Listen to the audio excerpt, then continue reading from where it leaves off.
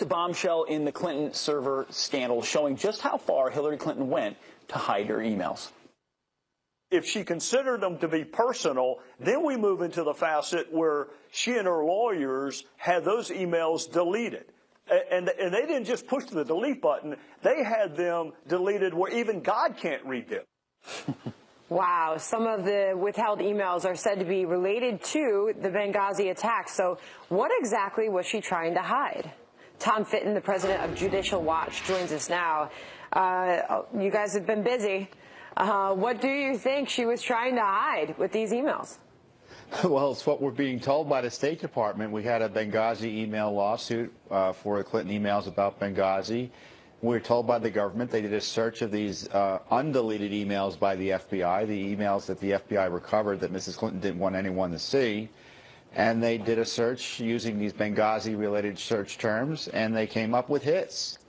And they said they want to give them to us on September 30th, of course. And the court said, well, wait, how many are we talking about? And we asked about how many they're talking about. They don't want to tell us, so the court's going to set a hearing just to find out this basic information on Tuesday.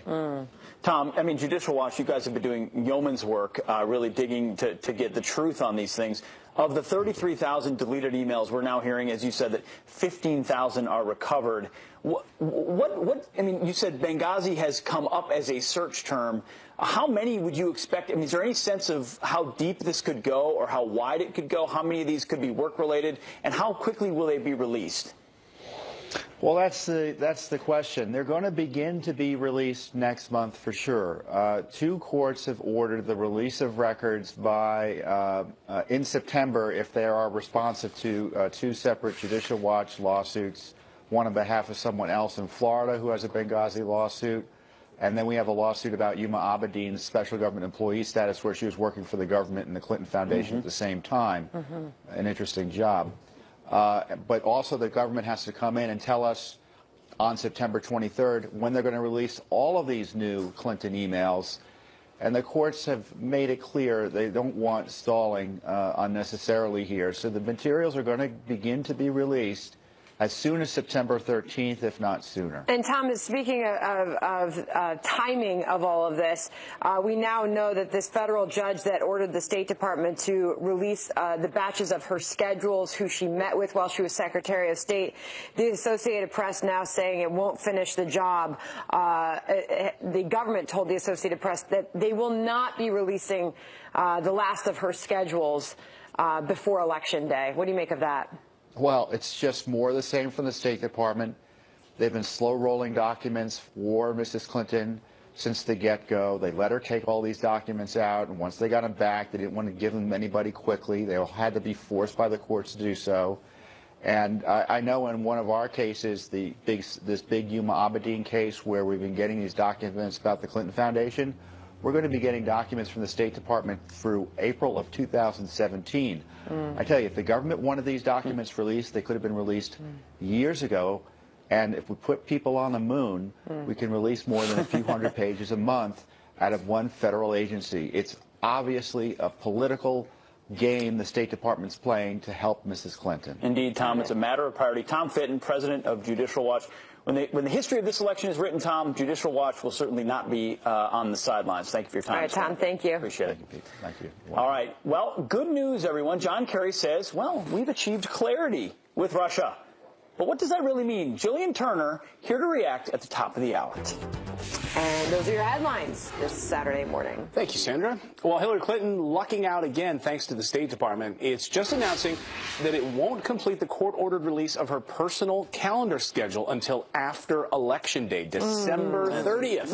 Interesting. A little late. Garrett Tenney has all the details from Washington, D.C. Good morning, Garrett. Pete, Clayton, and Sandra, good morning. You know, the timing of this could not be better for the Clinton campaign. It was just this week that we learned when the AP analyzed the first half of Hillary Clinton's minute-by-minute schedule during her term as Secretary of State that's already been released. More than half of the people she met or spoke with outside the government had given money to the Clinton Foundation for a total of $156 million. That brought a whole new round of criticism for the Clinton Foundation and the appearance of a pay-to-play culture within the Clinton State Department. Clinton has argued the AP's analysis is flawed and that she met with people regardless of whether or not they donated money to her family's charity. But as things currently stand, we won't know until after the election if the second half of her daily minute-by-minute schedule either supports that idea or whether it goes along with a lot of these criticisms we have already seen. Now, this whole saga over her schedules began back in 2010 and 2013 when the AP asked State to release them, but that didn't happen until the AP filed a lawsuit with the State Department in federal court. Now, when that happened, the judge ordered them to start releasing the emails, or the schedules rather, in batches showing who she met with and spoke to during her tenure. Yesterday, the State Department attorneys told the Associated Press, though, there are about 2,700 pages left, meaning under the current schedule, we can expect to see those around December 30th after the election has been wrapped up. Now, the AP has formally requested that that process be sped up so that voters have the information prior to the election. Previously, Judge Richard Leon has expressed his own frustration over the State Department seeming to try and run out the clock on releasing documents related to Hillary Clinton. And at this point, it is unclear if he will step in with a court order requesting the State Department, or forcing them rather, to speed up this process and get those out before the election. That'd be convenient.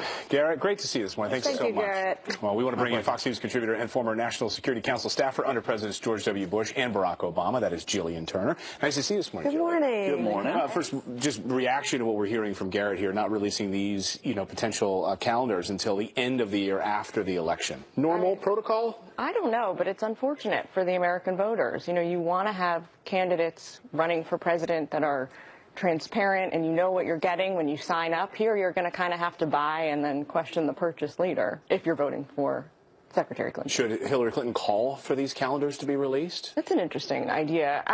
It would probably behoove her from an optics perspective, if nothing else. If there's nothing to hide, let's show folks what there is and be honest and open. So let's move on to this. I would if I was. Overnight, Secretary of State John Kerry claiming the U.S. has achieved clarity with Russia on our roles in the Middle East. So we're asking you, why does this strategy seem so very unclear? It was a particularly interesting choice. From my perspective, from lots of folks in the foreign policy community's perspective, because it's kind of the antithesis of clarity, whatever that is. What they're trying to do here, it's a noble effort to try and bring a semblance of order and peace to the Syrian people after 5 years of this horrendous civil war. So what's happening, though, is that the United States and Russia are looking to set up the security framework. They want to set up a joint command center in Jordan with some shared intelligence operations to try and coordinate the efforts in Syria. But the big problem, as everybody knows, is that they can't agree on what the security targets are. Sure. That's the first problem. I guess the second problem is that the Russians are not to be trusted as far as you can throw a stick in this country. They're bombing and supporting different targets. Is part of it that Vladimir Putin is trying to supplant America as the chief actor and leader in the Middle East? Of course. There's a lot of that going on. There's a struggle for here a kind of, a post-Assad Syria in the future, post-Assad Syria in the future and what it looks like. Who's going to have a hand in shaping that new nation? And Russia obviously wants to be the guy on the ground. And one of our big questions is the strategy. Donald Trump has been hitting the Obama administration on strategy in that region for a long time. What is the strategy? What is the plan for stability in that region? Do we know what it is? Well, certainly with this administration, what they're trying to do is come to what they are going to call a political diplomatic solution. So, rather than send in tanks and guys with guns, they're going to try and negotiate all of this. So ISIS is cool with this diplomats. Is kind of the first stage in that process. Okay. That's what they're hoping to do. And Jillian, we had a chance to talk about this yesterday morning, but this week we saw that the Iranian confrontation with the U.S. destroyer, and now this, that Iran confrontations with U.S. Navy ships are up 50% this year alone. What does this say about our relations with Iran right now and the way that Iran views America? Well, it's not the first provocation by the Iranians in the Persian Gulf this year. We're going to probably see more. In my opinion, it's because there's no incentives. We provide them none to not behave in that way. from my perspective, it goes back to the nuclear deal and the fact that there were no preconditions. We took the nuclear issue and decided to negotiate with them on it out of the framework of everything else. So we allow them to continue their egregious human rights violations, atrocities against their own people. We allow them to continue sponsoring terrorism around the region. And from their perspective, there's no reason to curtail any of that. And, of course, we're seeing an axis between Iran and Vladimir Putin in Russia, right? I mean, emerging. The new axis of evil. Yeah. Julian Turner, always great to see you. Always good with words. Thanks, guys. Our new axis of evil. Thank you, Julian. Thank you, John. All right. Janice Dean is standing by outside with a look at the forecast. She's out in the Cracker Barrel Country Store. Between Hillary Clinton and Donald Trump, as both nominees accuse each other of racism and bigotry. So where does this leave black voters? And do Democrats deserve the support they receive from African Americans? Our next guest doesn't think so. Dinesh D'Souza is the filmmaker and author of Hillary's America, which reveals the secret history of the Democratic Party. And he joins us now from Dallas. Dinesh, thanks for joining us this morning. So Hillary Clinton alleges a long history of racial discrimination from Donald Trump. What say you about the history of Hillary Clinton and the Democrat Party? Well, Hillary and Bill themselves have a much greater history of racial insensitivity than Trump. Hillary, a few years ago, speaking of young black males, called them super predators. Bill said of Obama in 2008, he said a few years ago, this guy would be getting us coffee. He's talking about Obama, a black senator from Illinois. The Clintons have both lavishly praised Robert Byrd, who was active in the Ku Klux Klan and used the N-word right until the time he died. Now, Donald Trump has no history, nothing that even compares to any of this, and we're not even getting into the history of the Democratic Party, which has been actively involved in the Ku Klux Klan for almost 50 years. Okay, so Dinesh, where this week is Hillary Clinton coming from when she says that Donald Trump has, quote, a long history of racial discrimination? She has gone on in ads as well, listing courting of hate groups. Where is she coming from on this, on her attacks on Donald Trump and race? Well, she's referring to a handful of ragtag white supremacists who are completely irrelevant and have no influence. And these are people who have endorsed Trump. Now, he hasn't endorsed them. The vast majority of heads of the Klan, going all the way back through the 20th century, have all been Democrats. So I think the Democrats are used to going to this playbook and pointing to the Republicans as the party of bigotry, but the actual history reveals something quite different. So let's talk about your film for a second. Democrats say that they're the party of the little guy, and you say your film blows the lid off that. The Democrats passed every segregation. White people, it blames America, it blames everybody except themselves. Well, Dinesh, I saw the premiere of your film at the RNC. It lays out this history. It also talks about the Great Switch, where they were, they were a part of all of this, and then made it look like they've been on the side of minorities all along. How have they done this? It's essentially the Democrats have their powerful control of academia, of Hollywood and the media. Those are three of the biggest megaphones of our culture. When you control those three things, you can put out a lot of disinformation, a lot of propaganda. So Dinesh, at this point in the election, and as we get so close, 75 days or so to go, 10 weeks to go to the election, and you see where Donald Trump is in the polls after a week where we saw a back and forth on race that got very heated, can he win more support of the minority vote? Is there time? I think he can, but I think the more important aspect of what Trump is doing in taking on this issue is he is helping to erode and deplete the moral capital that the Democrats have used for a whole generation. The Democrats claim to be the party of civil rights. They're not. And so if you can strip them of that moral capital, their ethical claim to rule is eroded. All right. Dinesh D'Souza, thank you very much for joining us this morning. Yes. Wow. Well, hopefully the cat was okay.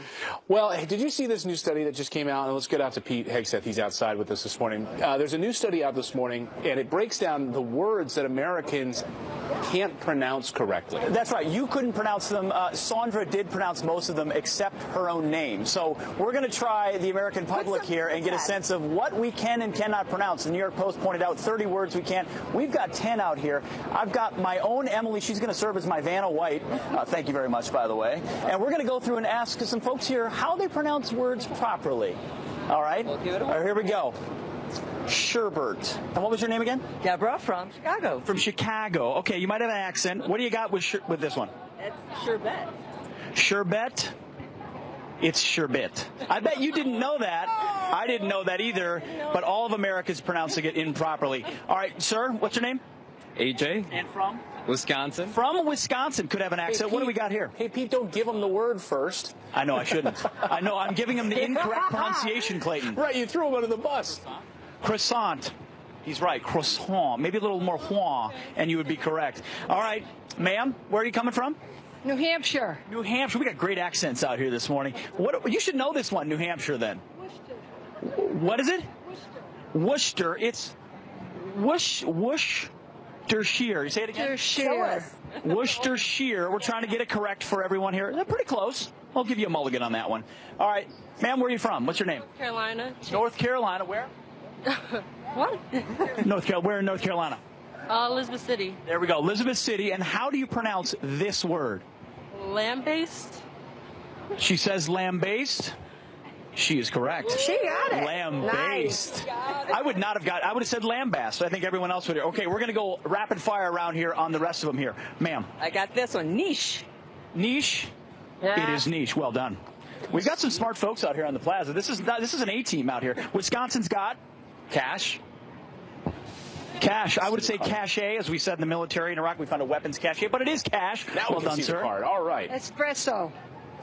Espresso, correct. I say espresso, as does most of America, but you are correct. Well done, New Hampshire. Mischievous. No. Nope. Oh, no. Mischievous.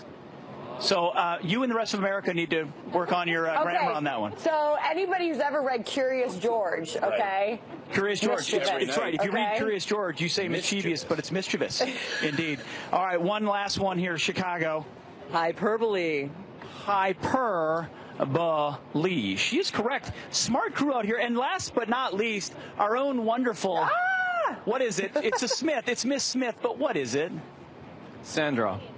It's Sandra. Very good. No, incorrect. It's wrong. I like that guy. It is Sandra. You gotta Sandra, work on we're your so own name. glad to have you on the couch this morning. Unbelievable. You're doing a wonderful job, Sandra. You know what I think it is? It's the Clayton, will you take it from here? I think Thank you. You can take it. Thank you, Peter. Thank you. Our wonderful folks. Thank you.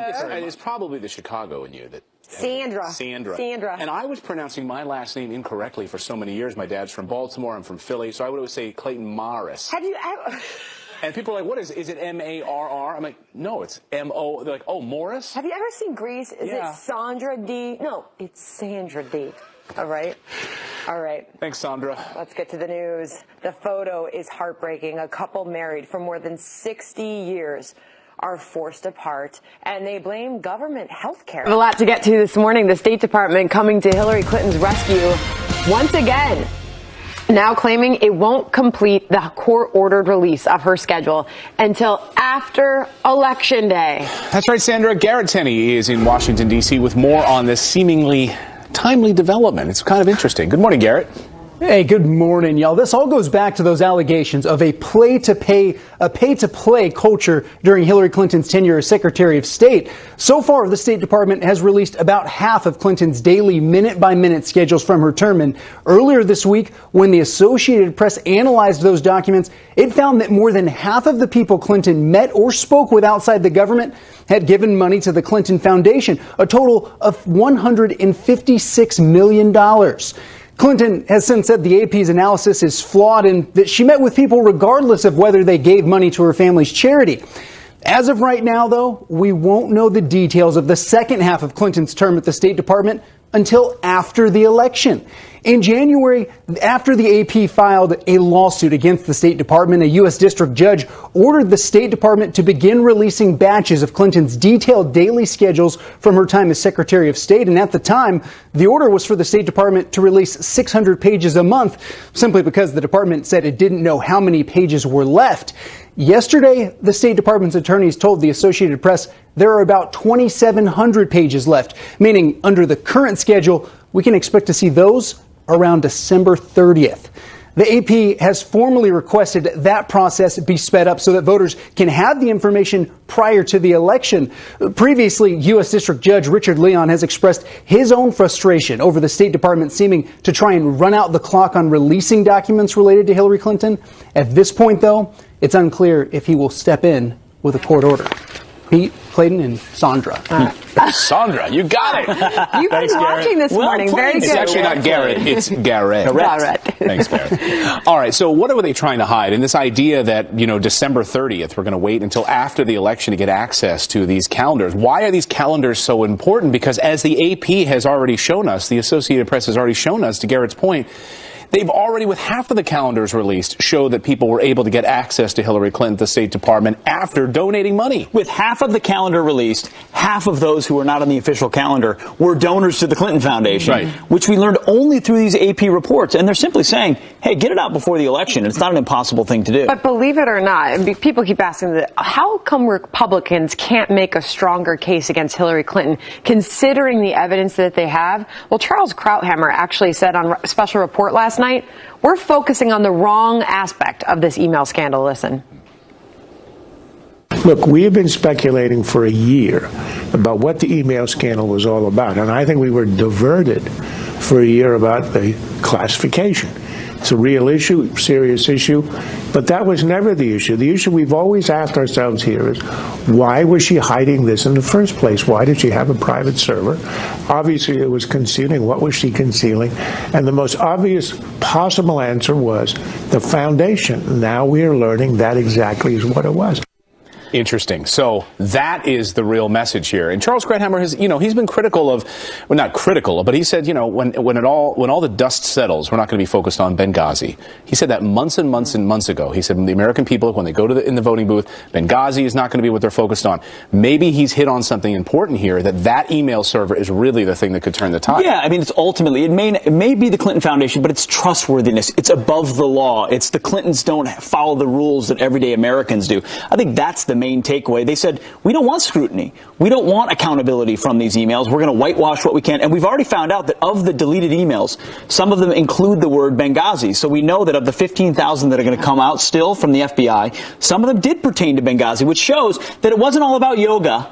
And the only reason we know about this server is because of Benghazi and because the investigation into Benghazi. Indeed.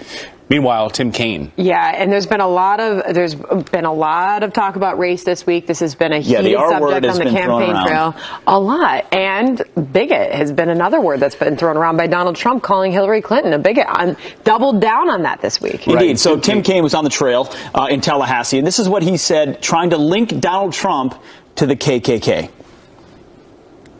Yesterday, Hillary Clinton gave a speech in Reno, Nevada, calling out Donald Trump on a lot of things on this equality idea, calling him out on the fact that he has supporters like David Duke connected with the Ku Klux Klan who are going around and saying Donald Trump is their candidate because Donald Trump is pushing their values. Ku Klux Klan values, David Duke values, Donald Trump values are not American values. They're not our values, and we've got to do all we can to fight, to push back and win, to say that we're still about heading toward that North Star that we set out so long ago. All right, now part of that is fair. That is true. But it's been unsolicited. Donald Trump never asked for David Duke's support of him. He did come out and he did say, look, because Donald Trump, his message is now bringing us closer to the values that I support. But think about this. Ku Klux Klan values are Donald Trump values. I mean, just because you want to build a wall or you don't want to let in people who are trying to infiltrate doesn't mean you support the values of white supremacists. I mean, they're conflating the two 100%. They're trying to make Donald Trump look like a racist because he supports certain policies. Right. You can't control everyone that supports you, and that doesn't mean you endorse them because of it. Right, but so wait a second. If you're out there on the campaign trail, Sandra, and you're saying that the Ku Klux Klan is Donald Trump values because an unsolicited support, shouldn't the same thing be true of Hillary Clinton? Well, certainly. And then there's no mention of this and talking about the way the media is covering this election and covering the candidates. This new videotape that surfaced this morning showing KKK Grand Dragon endorsing Hillary Clinton. I'm sure it's going to be on all of the major networks. Let's listen. So we'll see if the mainstream. Oh, we'll see if Tim Kaine out on the campaign trail also points that out.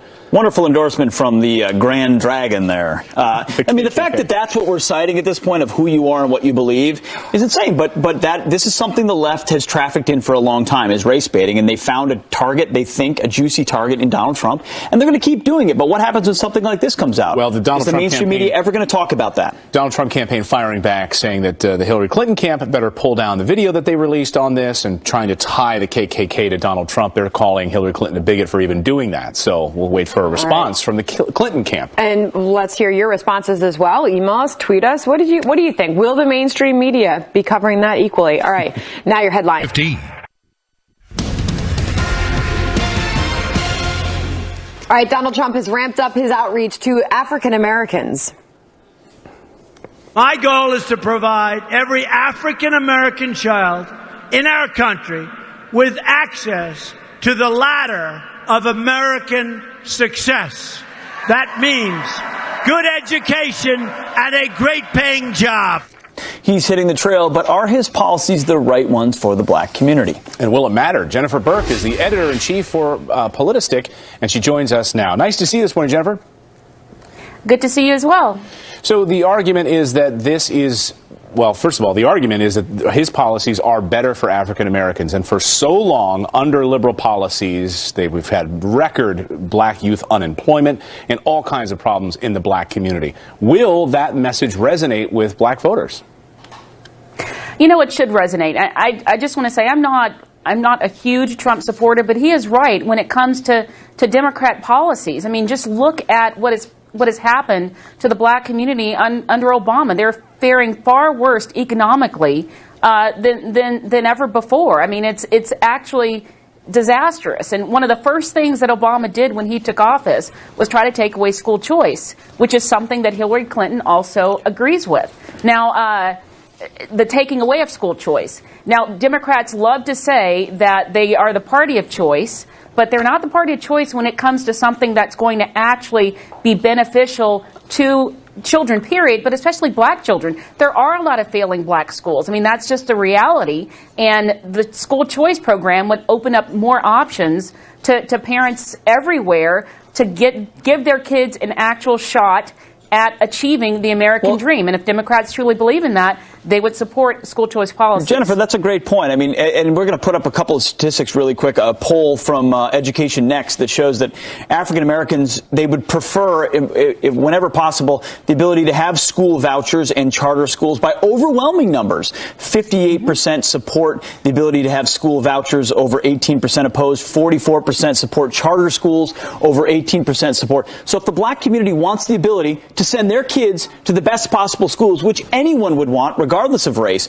why do those politicians block? And there's the poll right there. 58% want school vouchers, the ability to go to a different school if your school is failing you. Why is it that liberal politicians like Hillary Clinton are so fixated on saying, no school choice for you when you're trapped in failing schools?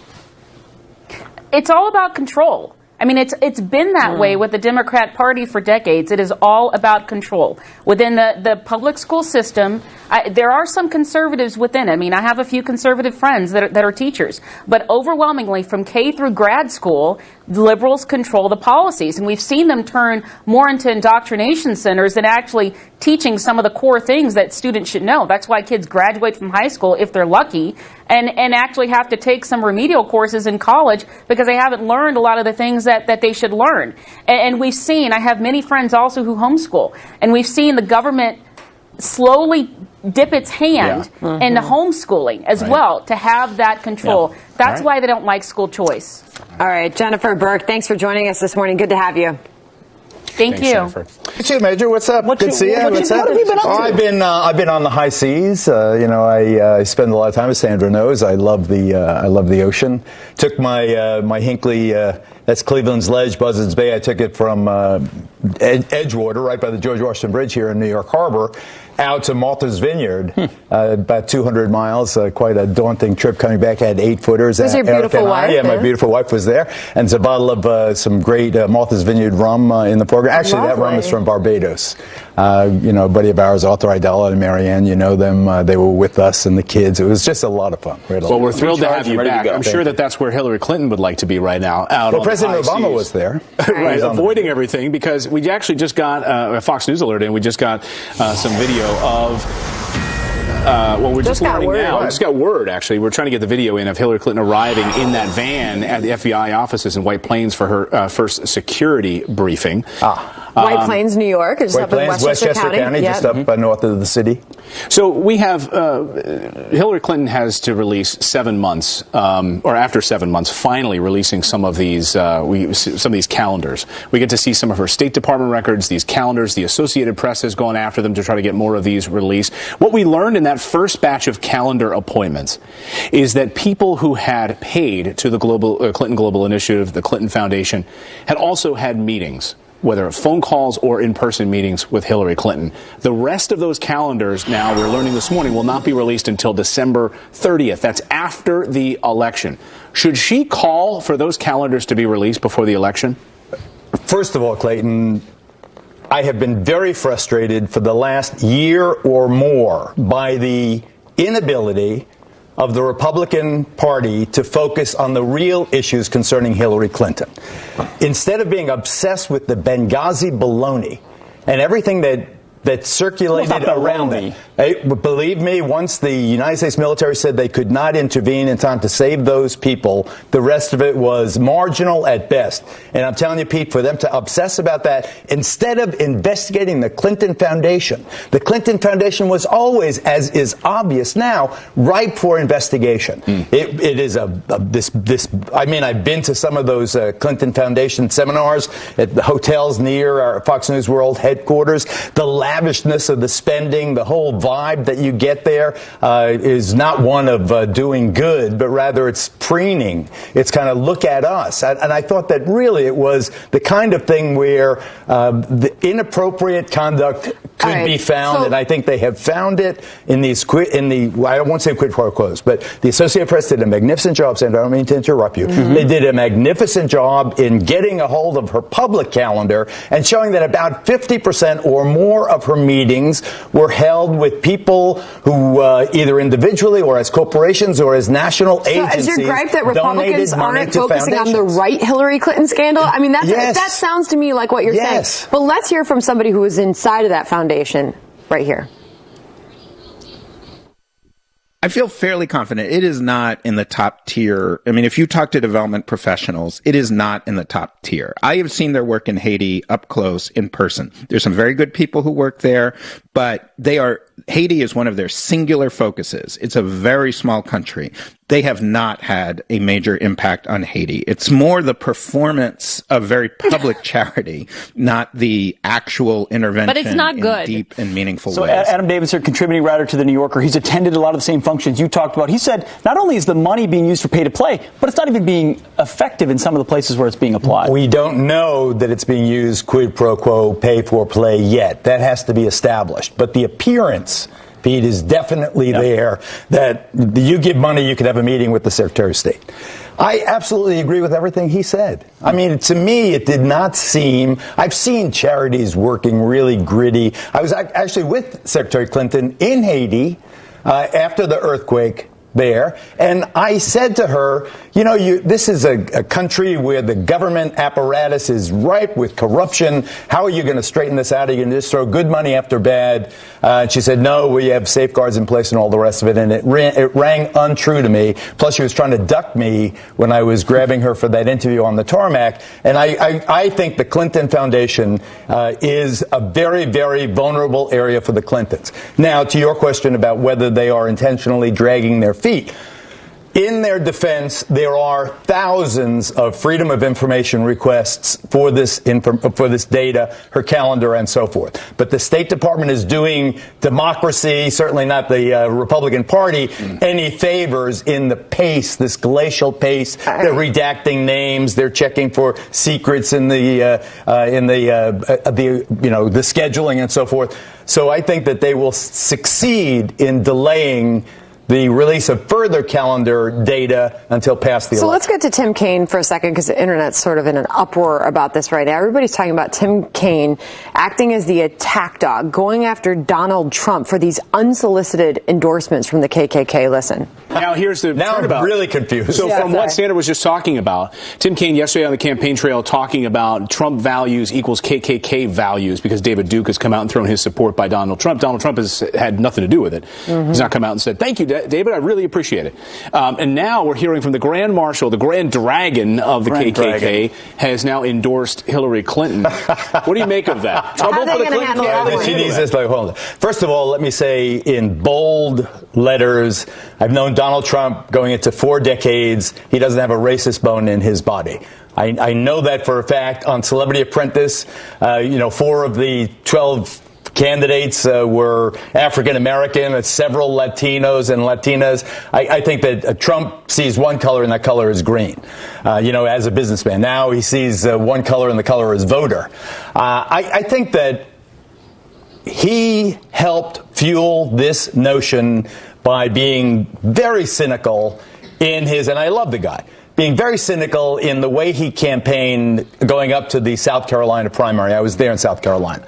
He did not denounce David Duke quickly enough. Everybody knows who David Duke is. I've George been covering H.W. Bush denounced him, called him a bigot. Yeah, and I was there. I covered cross burnings with David Duke, and he should have denounced him. Plus, there were black guys getting beat up at some of those rallies. But is Hillary Clinton going to get asked about this endorsement? I don't want to. No, of course she is not. And you can lament the unfairness of that all day long. But I think the bottom line is you started this segment with the piece on Dwayne Wade's cousin being killed as she pushed her toddler for school registration in Chicago, the mother of 4. Dwayne, the NBA great, and his mom had just appeared on a show via satellite hookup Thursday night in Chicago about gun violence. And here his cousin is killed the very next day. It is appalling. That is the civil rights issue of our time. Donald Trump is absolutely right to speak about it. My complaint is he should have been doing this for the last year. And this election will come down. It will come down to demographics. It will come down to race. And right now, he has one demographic. 20 seconds. I took my boat to a Jimmy Buffett concert at Jones Beach Theater. I anchored off there. There were 30 other boats there, all flying Trump flags. All flying Trump flags, so that's one demo he has for sure. The middle-aged white guy boater. I think we know that much.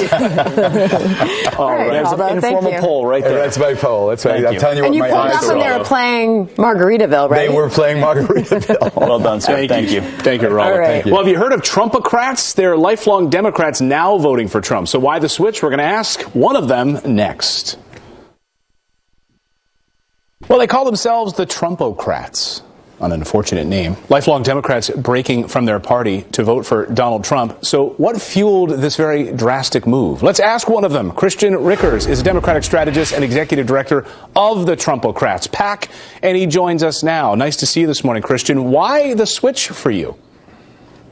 Good morning. I really appreciate, by the way, you having us on this morning. Why did I switch? It's because, I was a Bernie Sanders supporter, and once it became clear that he was not going to be the nominee, and I decided long ago that I wasn't going to support Hillary Clinton, we had to do something about this. So there's a complete dissatisfaction with how things are going in Washington, and everybody knows that if Hillary is elected, it's going to be more of the same thing, and I don't know how we can go through that. Were you disheartened at some of the positions that Bernie Sanders seemed to switch on towards the end?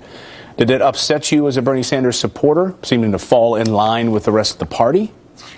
Oh, I mean, he was a lot more acceptable. At least he was genuine. He believed what he said. I mean, Bernie Sanders, I think, was one of the more earnest politicians that's ever run for public office. So I was satisfied with him. So, but the switch, though, I talked to a lot of Bernie supporters at different rallies, and one of the things I asked them was that very question: would they support Donald Trump? They were vehemently anti-Hillary, but would they make the switch now to Donald Trump? And most of them, I think almost every person I talked to said no, they would not. So what about Donald Trump made you make that leap? The economy, jobs, we really need to rebuild the infrastructure and economy in this country. And I'll give you an example of the difference between Hillary and Donald Trump. West Virginia, when she went through coal country, she offered up apologized to the folks there, and then said she was going to come up with a plan to sort of send checks to them or something, or give them some sort of handout. And the people in coal country don't want a government check. They want their dignity back. They want jobs. And Donald Trump has pledged very clearly to rebuild the economy and the infrastructure in this country, and that's priority number one, and that's why I'm supporting him. Well, as we get you out of here on this, you think a lot more people are going to follow you? Donald Trump says he can sway those Bernie supporters. Do you buy that? We have thousands of people that are signing up every single day. This is just really taking off right now. Donald Trump himself tweeted out Trumpocrats last night. He gave us a shout out.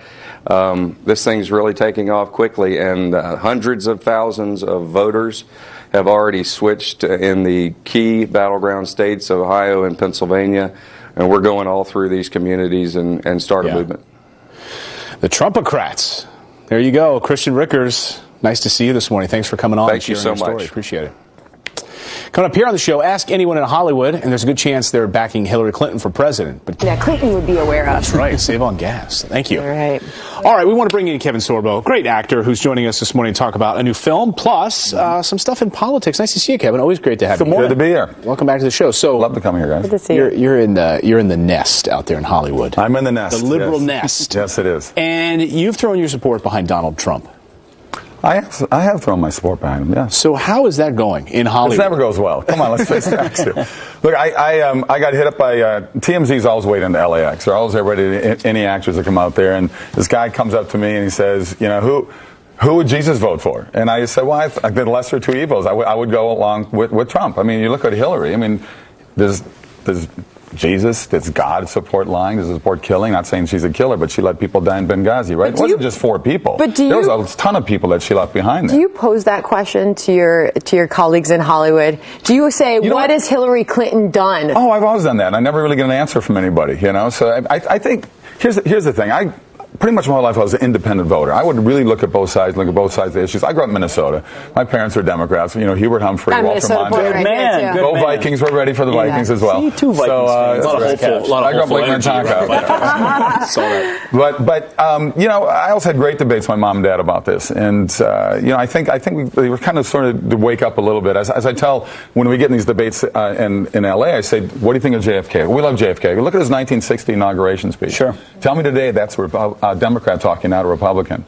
Right. And his biggest thing is ask not what your country can do for you, but what you can do for your country. Kevin, now we live in a country that everybody just wants free stuff, and it's not free, as we all know. Indeed, and our education system, as we're going to talk about a little bit, reinforces that perspective. Sure it's a me culture. It's a way to control the population. And Hollywood just continues to contribute to that. They do, and it's weird to me. I just think a lot of the big A-listers, I think, out there, I think they're so wealthy they can afford to be socialists, is what I also say. But Kevin, so you make the distinction that you haven't endorsed Trump, but that you support him. Yeah. So what is your hesitancy behind using that word? I just think I think if you endorse somebody, it's a special. I mean, look, I've golfed with the man. I had a wonderful 3 days golfing with him and Jesse Ventura at an event in Lake Tahoe years ago. To be a fly on that wall. It was a very interesting 3 days. But I'm definitely gonna support him. I'm definitely gonna vote for him because to me it's like, wow, what have we got? Is there something that you don't like? No. Is it just the fear of you own everything when you endorse? Yeah, I think that's more what it is. Right. It's not against what he stands for, but I mean, I'm just just kind of the way I am. Okay. Let me grab this book. Okay. They're Your Kids by Mrs. Sam Sorbo, who's saw joining us. Come on, your lovely wife. Sam Sorbo, come on in. Scoot over. Come on in. Men stand up. Men stand up. Sorry. Nice to meet you. So tell us, we were talking about education, and this is something that's so important. We were talking about earlier on the show, whether you talk about Hillary Clinton or the Obama administration, the policies in schools, whether you go back to George W. Bush, no Child Left Behind. And you look at the difference between the two candidates right now. We're looking at the education policies in our country. What does this book tackle? Why do you want to talk about education? Why is this so important? Well, there's a reason that Bernie Sanders did so well in his run, and that's because we're raising a generation that supports socialism, because they've been taught that socialism is grandpa with candy, and they haven't been taught the truth that socialism has killed over 100 million people in the last century alone. So we are raising an entire generation of uneducated children. And not only that, you have to look at our civics. We're not teaching civics anymore. Fully 1/3 of the American population can't pass a civics test, and I'm talking about natural-born citizens, where 97.5% of immigrants who want to become citizens can pass the same test. Now, why is our government not teaching the citizenry about civics, about the role of the government? Our government is of the people, by the people, and for the people, and our government is not teaching our citizens that is the role of government. They're teaching our citizens that the government is a nanny, and we're almost completely. I'm watching Kevin watch you. It's that cradle to grave mentality. That's true, though. And I'm wondering what your house is like. The conversations you two have, because you are so politically motivated and you are so vested in this country and where it's going. Politics and religion, nothing controversial. It's a tagline for us. I love the title of your book too. They're your kids. People assume you hand them over to the public school and they're gonna be taken care of. And your argument is whether it's homeschooling, whatever, you've got to be watchdog. What has she said before to people? What blows my mind, because it makes so much sense. People say, I can never teach my kids. So what you're saying is that through your public education, you have no knowledge at all to teach your third grader how to do anything. Wow. How does that say about our education? But you're willing to send them back into the same system that arguably is worse. 9 overhauls of our public education system in 27 years. Not a single one of them has worked. And we're still knocking on the same door and asking. We throw more money at them. We throw more money at them. Wow. Yeah. We always throw more money and it never. So my point is, it's not that hard to homeschool. In fact, it's an incredible blessing.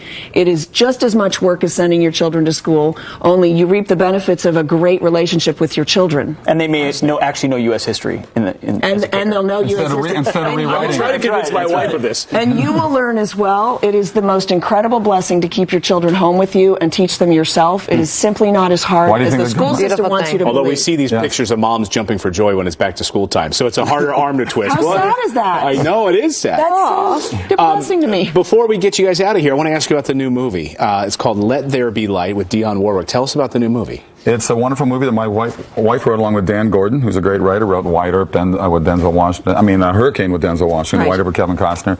We just finished 3-4 weeks down in Birmingham. We got up here. Sean Hannity is funding it. He's exec producer. We got scenes with Sean on Monday. So Sean, know your lines. And we head back to LA for more visual effects there. And we'll release sometime between Thanksgiving and Christmas 2017. But it's a wonderful faith-based movie. Well, if Sean drops out, if you need another news. Okay, perfect. I know a guy. Well, Sean was a fan of I did a movie, God's Not Dead, a little $2 million movie, made over $100 million worldwide. Another one called What If. So this faith-based, there's a lot of people out there that want these kind of movies that have strong values and more. Kevin and Sam, thank you for being a light with what you do. Appreciate it. Thank you. Thank you, guys. The new book is called They're Your Kids. Check it out. Check out the new movie. Nice to see both of you. Thank you so much. Oh, fired up. Pastor Mark Burns coming to the defense of Donald Trump after Reverend Al Sharpton accused the GOP nominee of not supporting any policies to help minority voters. Burns insists that is not the case. So we wanted to talk to him ourselves. Pastor Mark Burns is here, and he just had a closed-door meeting with Trump and other minority leaders. He joins me now to set the record straight. All right, first up, that exchange with Al Sharpton. Sure. What did you make of that? Did you get anywhere with him? Well, not that much. Obviously, I think it was kind of like a hit piece. They just want to get after you, and because you kind of kept getting louder and louder. Well, you felt so frustrated that you couldn't get your point. You have to. Again, the message is so important. Mr. Trump's message is so important. America's message is so important. Okay, what is Trump's message to minorities? You had this meeting this week. You met with Donald Trump. There was this group of Black and Hispanic leaders. What was the message that he put forward there? Well, the power is in education. I mean, it was amazing to see the African American, Latino, Muslim leaders, Haitian leaders, all together echoing the same thing. The number one issue plaguing the minority community is education. Parents need to have the right to choose the schools that their children can go to. Okay, so you say education is the most important thing. Some critics say, well, he hasn't exactly put forward the details on an education policy. Did he say say anything further in that meeting that raised your confidence level that he knows what to do with the education system in this country? Well, again, there are so many children in underprivileged, underperforming schools in the country. Some children, based off where they're born, where they live, are already doomed to fail the moment they enter the school system. Mm-hmm. And so no matter what takes place after that, they have a large percentage of failing. Mm-hmm. Donald Trump understands that. Those of us in the African American or minority communities, we understand that. We have to give power back into the hands of the parents so that their children can receive the best possible education they can in this country. And right now, that's not taking place. Are you confident that Trump can win over a bigger chunk of the minority vote? I believe there's an amazing turn of events that's taking place. You have no idea how many African Americans and minorities really support Donald Trump. Interesting. It is true that right now in this political climate, Donald Trump has